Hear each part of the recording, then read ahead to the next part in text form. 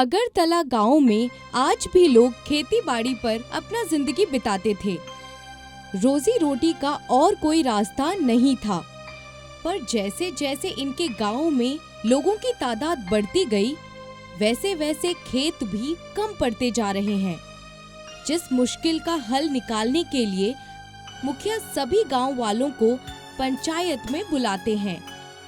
वैसे तो हर बात पंचायत किसी के आपस के मामले सुलझाने के लिए बैठाई जाती है, पर इस बार यहाँ पर जिस मसले का हल ढूंढना है वो हम सभी गांव वालों की मुसीबत बन चुकी है। हम सभी की मुसीबत, पर हम किसानों को तो कोई भी मुसीबत नहीं है। अच्छा, क्या तुम्हारे खेतों में उगने वाला अनाज तुम्हारे पूरे परिवार के लिए पूरा हो जाता है क्या? नहीं होता मालिक, हमारे घर में 4 लोग थे, पर जब से दोनों बेटों का निकाह हुआ है और बच्चे हुए हैं, खाने पीने की बहुत कमी हो गई है। पर क्या ये मुसीबत नहीं है? पर क्या ऐसी मुसीबत सभी के घरों में नहीं है? जरूर है मालिक, मुसीबत क्या, ये तो आफत बन चुकी है। मैं तो कुछ और ही समझ रहा था, मुझे माफ कर दीजिए। तो क्या किसी के पास इस मुसीबत का हल है? क्योंकि हम लोगों के खानदान में लोग तो बढ़ते ही जा रहे हैं, पर हमारे गांव में आज भी उतने ही खेत हैं जितने कि आज से 20 साल पहले थे। जी, मैं कह रहा था कि क्यों ना हम सरकार से कुछ गुजारिश करें, शायद हमारी कुछ मदद हो जाए। हम सरकार के आगे कभी भी हाथ नहीं फैलाएंगे जब तक कि हमारे हाथ पैर तंदुरुस्त हैं। कुछ ऐसी तरकीब निकालनी होगी जिससे कि हम आपस में ही तरकीब ढूंढ सकें। हल्कू की बीवी बहुत देर से सबकी बातें सुन रही थी। वो कुछ कहना चाहती थी, मगर पंचायत में आज तक औरतें कभी भी अपनी बात नहीं रखती थीं, इसीलिए वो बोलने से पहले घबरा रही थी।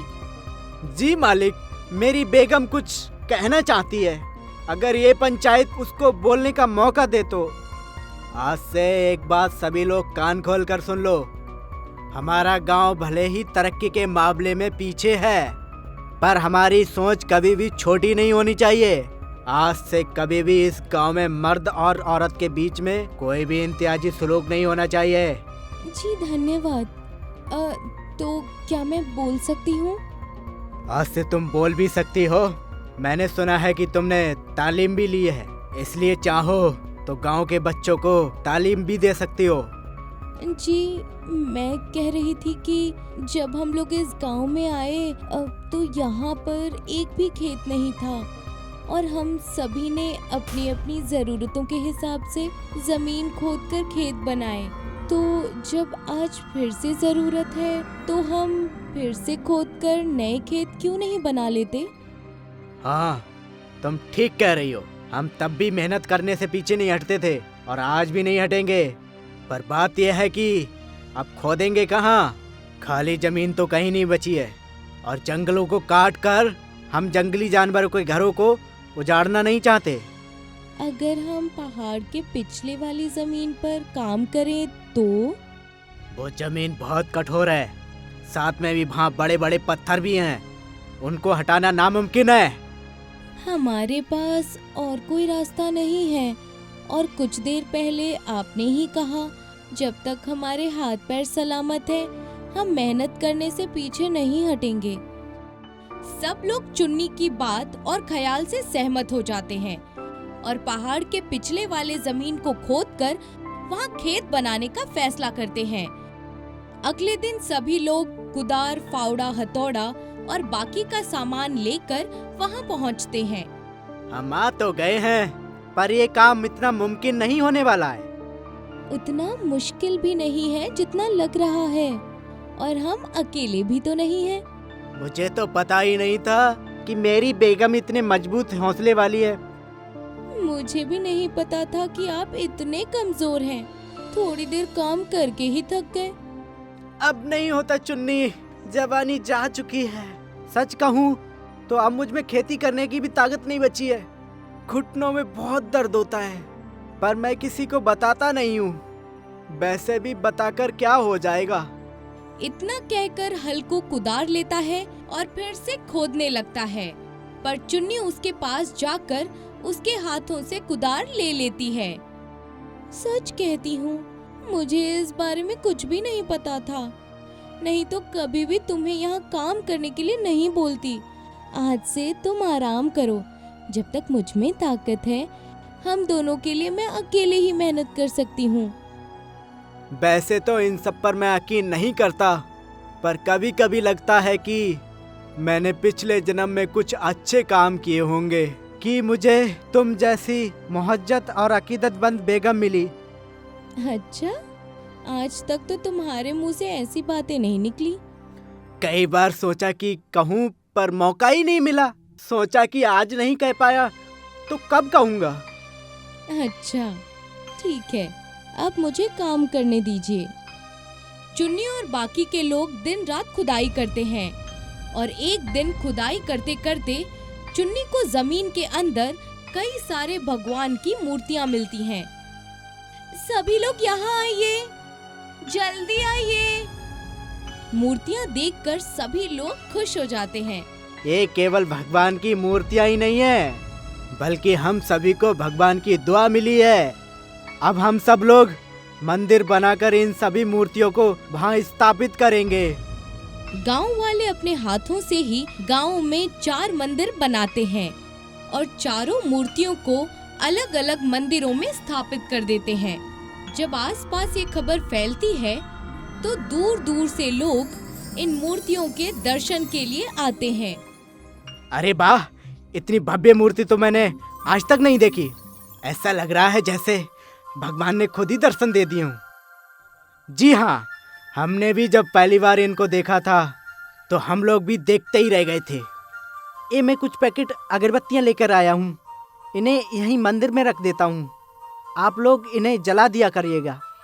मुखिया देखता है कि जो सभी लोग बाहर से दर्शन के लिए आते हैं वो अगरबत्ती बाहर से ही खरीद कर लाते हैं, जिससे उसके दिमाग में एक ख्याल आता है और वो फिर से गांव वालों को इकट्ठा करता है।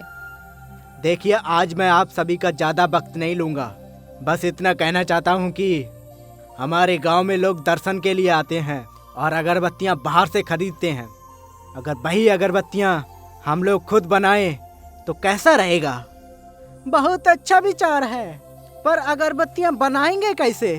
हम अगरबत्ती के पेड़ उगाएंगे। अगरबत्ती के दरख्त पर कैसे? देखिए, अगरबत्ती में बांस की लकड़ी का इस्तेमाल होता है और खुशबू के लिए गुलाब के फूल। हम इन दोनों की खेती करेंगे। बाकी गाय तो हम सबके घरों में है ही, उसका गोबर अगरबत्ती के लिए सबसे अच्छा होता है। तुम्हारे विचार सच में अच्छे हैं। हल्कू, तुम्हारी बीबी बहुत होशियार है। क्या सोचकर निकाह किया था तुमने? मैं भी यही सोच रहा हूँ कि मुझ जैसे को ऐसी बेगम कैसे मिल गई। इसने तो तुम्हारे साथ साथ गांव का भी भला कर दिया है। वो सभी लोग अपने अपने खेतों में बांस के पेड़ और गुलाब के पौधे लगाते हैं। कुछ ही वक्त में ये पौधे तैयार हो जाते हैं। बांस अब तैयार हो चुके हैं। हमें इन कोमल बांसों से ही अगरबत्ती बनाएंगे। सभी लोग अपने अपने उगाए हुए बांसों को काटते हैं और उनको बारीक बारीक काट कर अगरबत्ती के नाप के टुकड़े बनाते हैं। इसके बाद गाय के गोबर को गुलाब के पानी से गूंथकर उसका लेप बांस के टुकड़ों पर चढ़ाते हैं और अगरबत्तियां बनाकर तैयार कर देते हैं। हम लोगों ने तो एक लघु सनद बना लिया है। अब जल्दी से ये बात लोगों में मशहूर हो जाना चाहिए, ताकि जो भी यहाँ के मंदिरों में आए वो अगरबत्तियाँ इसी गांव से खरीदे। अब जो भी श्रद्धालु बाहर से यहाँ दर्शन के लिए आता, गांव वाले उनको गांव की बनी हुई अगरबत्ती खरीदने के लिए कहते और धीरे धीरे सभी को ये पता चल जाता है कि अगरतला गांव के लोगों ने अगरबत्ती बनाना शुरू कर दिया है, जिससे गांव से दूर एक अगरबत्ती बनाने वाले आदमी का बहुत नुकसान होता है। आज तक तो शिवम ब्रांड की ही अगरबत्तियां ही हर मंदिर में जलाई जाती थीं। जब से अगरतला वालों ने अगरबत्तियां बनाना शुरू किया है, तब से शिवम ब्रांड की अगरबत्तियां बिकना ही बंद हो गई हैं। कुछ तो दिमाग लगाना पड़ेगा। शिवम को जब कुछ उपाय नहीं सूझता तो वो गांव में आकर यहाँ के मुखिया जी से इस बारे में बात करता है। मुखिया जी, आप तो कई सालों से मेरी बनाई हुई अगरबत्तियां मंदिरों में जलाते आए हैं, इसलिए मुझे अपने बारे में बताने की जरूरत तो नहीं है। पर हाँ, मेरी हालत जो आजकल हो गई है ना, इस बारे में आपका जानना जरूरी है। और इस सब के पीछे तुम्हारे गांव का हाथ है।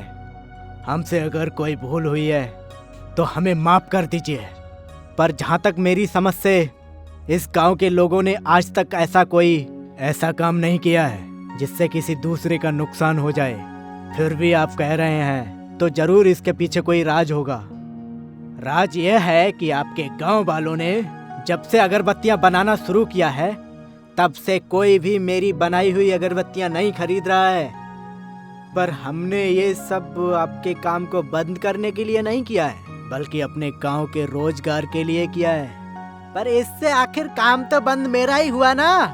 और वैसे भी आप लोगों के पास तो जीवन भर के लिए खेत है ना, आप लोग खेती क्यों नहीं करते हैं? हम लोग तो हैं ही किसान, पर जब से गांव में मंदिर बने हैं, हमने अगरबत्ती बनाने का काम भी शुरू कर दिया है। पर हमारी जरूरतें भी दिन प्रतिदिन बढ़ रही हैं। पर आपके गांव वालों को ये काम बंद करना होगा। देखिए, हम किसी का बुरा तो नहीं कर रहे हैं, इसलिए काम तो हम बंद नहीं करेंगे। और वैसे भी आपके पास तो दूध का अच्छा खासा कारोबार है। आसपास के सभी गांव का दूध तो आपके ही डेयरी पर जाता है। को भला पैसों की क्या कमी? ये आप लोग अच्छा नहीं कर रहे हैं, सबको इसकी कीमत चुकानी पड़ेगी। शिवम गांव के मुखिया को धमकी देकर वहां से चला जाता है, पर गुस्से में उसने जो किया उससे कुछ भी नहीं हुआ। मुखिया और बाकी के गांव वालों ने अगरबत्ती बनाना नहीं छोड़ा। लगता है ये लोग कैसे नहीं मानेंगे। अब कोई दूसरा रास्ता अपनाना पड़ेगा।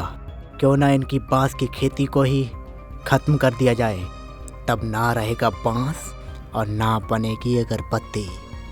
अब शिवम रात को चुपके से एक मशाल लेकर गांव वालों के खेतों में जाता है और एक एक करके सभी बांस के दरख्तों में आग लगा देता है। और देखते ही देखते सभी दरख्त आग में जलकर राख हो जाते हैं। अब मैं भी देखता हूँ कि तुम लोग अगरबत्ती बनाते हो या इन जले हुए कोयलों से खिचड़ी।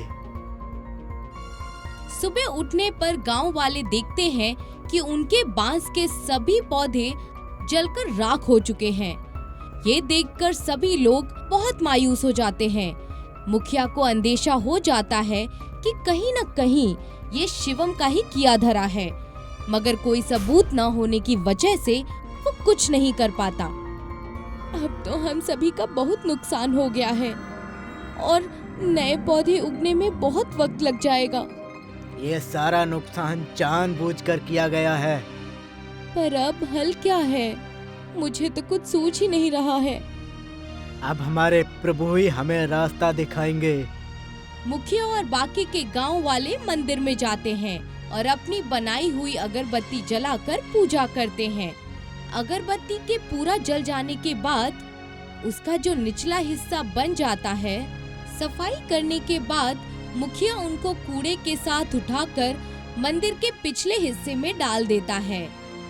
और अगले दिन वहाँ पर एक अगरबत्ती का पेड़ उगा हुआ रहता है और उस पर बहुत सारी अगरबत्तियां लगी होती हैं। अरे, ये तो चमत्कार हो गया। चुन्नी सबको मंदिर के पास बुलाती है। देखिए, मैं सुबह पूजा करने के लिए यहाँ आई तो देखा कि अगरबत्ती के दरख्त से अगरबत्तियां नीचे गिर रही हैं। मुखिया दरख्त के नीचे से अगरबत्तियां उठाता है और उनको सूंघता है। ये तो वैसी ही खुशबूदार अगरबत्तियां हैं जैसा कि हम लोग बनाते थे। सभी गांव वाले इसको भगवान का आशीर्वाद समझकर इन अगरबत्तियों को मंदिर में जलाते हैं। दूसरी तरफ पंचायत बिठाई जाती है। यहाँ पर सभी लोग शिवम को गांव से दूध न देने की बात करते हैं।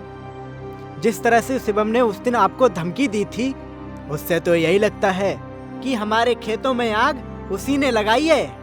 क्यों ना हम लोग आज के बाद अपने गांव से दूध देना ही बंद कर दें, तब उसकी अकल ठिकाने आ जाएगी। ठीक कहा तुमने, ऐसे लोगों के साथ ऐसा ही बर्ताव करना चाहिए। जब ये बात शिवम को पता चलती है तो वो गांव में आकर सभी से माफी मांगता है और अब से सभी को उनके दूध की सही कीमत देने की भी बात करता है। सभी लोग उसको माफ कर देते हैं। आज से मैं आप लोगों के बारे में कभी भी बुरा नहीं सोचूंगा। सभी लोगों के साथ शिवम भी दरख्त से अगरबत्तियां लेकर मंदिर में पूजा करता है।